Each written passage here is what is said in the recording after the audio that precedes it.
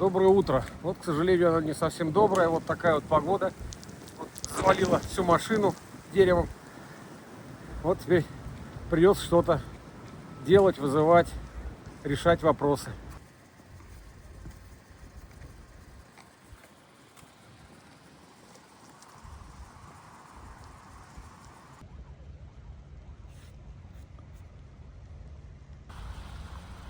Никто не ожидал. Ну, мы, конечно, были предупреждены, что понедельника снег с дождем идет. Ну, не такой снег.